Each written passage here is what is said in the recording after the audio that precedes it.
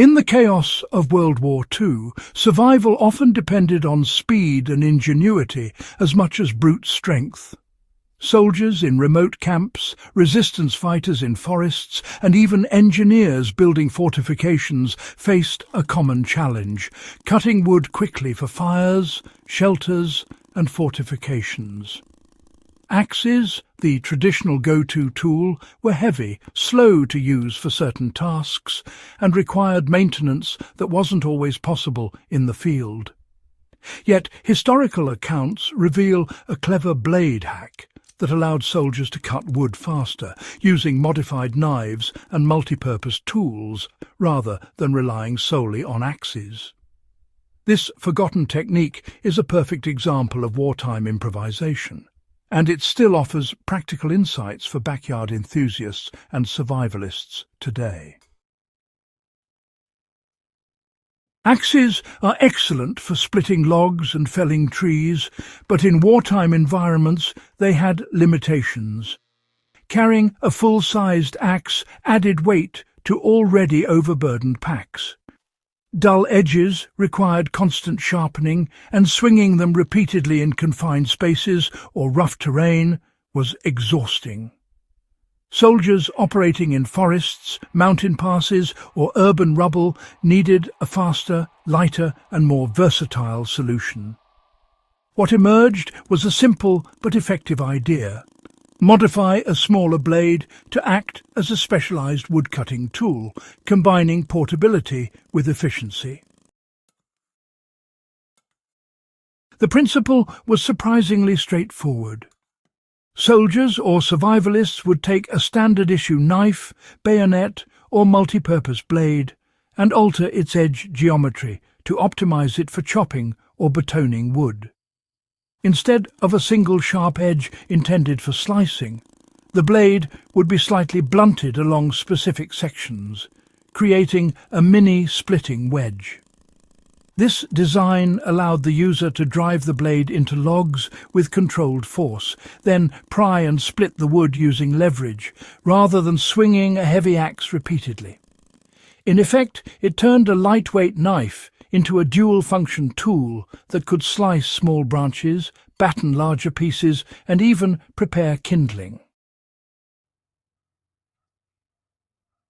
Field manuals and soldier memoirs describe using the blade hack to quickly prepare firewood in extreme conditions. For example, soldiers in Northern Europe would place a small log on a flat surface or stump, then strike the spine of the blade with another piece of wood, a technique called batoning. The modified blade would penetrate the log, splitting it along natural grain lines. This method required less swinging force, reduced fatigue, and allowed a single soldier to process wood more efficiently than relying solely on an axe. In confined spaces such as dugouts, bunkers, or forested areas, this technique was safer and more practical than swinging a full-sized axe. The key to success was the intentional alteration of the blade's edge. A fully razor-sharp knife might slice poorly into thick wood and could chip or bend under stress. Slightly dulling or reshaping the spine created a wedge that forced the grain apart rather than cutting through it. For campers, backyard enthusiasts, or survivalists, the same principles are valuable. Start with a sturdy fixed-blade knife. Test the edge geometry by splitting a small log using batoning, striking the spine with a mallet or another piece of wood. Adjust the edge slightly if it resists penetration. By practicing this method, you'll learn to split kindling efficiently without needing a hatchet. For bushcraft or emergency situations, this technique allows a single person to prepare fuel or build shelter quickly using tools already on hand. Always ensure safety by keeping hands clear, using gloves, and stabilizing the log during batoning. The blade hack teaches an important lesson about innovation and adaptability. Soldiers faced extreme constraints, weight limits, environmental hazards, and limited tools, and developed a solution that prioritized efficiency, safety, and versatility. In modern survival or backyard contexts, the lesson is the same. Don't rely solely on standard tools. Understand how to adapt your equipment to maximize effectiveness. Batoning with a modified blade reduces fatigue, speeds up wood processing, and reinforces the principle that knowledge and technique often outperform raw force or heavier tools.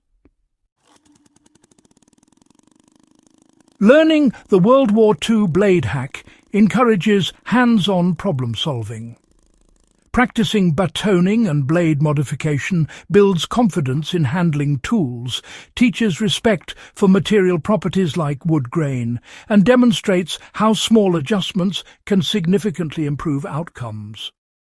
Whether you're a historian testing historical methods or a camper preparing for off-grid experiences, mastering this technique gives you both a practical skill and a deeper appreciation for the resourcefulness of soldiers in extreme conditions. If this deep dive into the World War II blade hack inspired you and gave you practical takeaways for the backyard or wilderness, make sure to subscribe to the channel. Share this video with fellow history buffs, survivalists, and outdoor enthusiasts, keeping these forgotten techniques alive and ready for anyone looking to work smarter, not harder, in the field.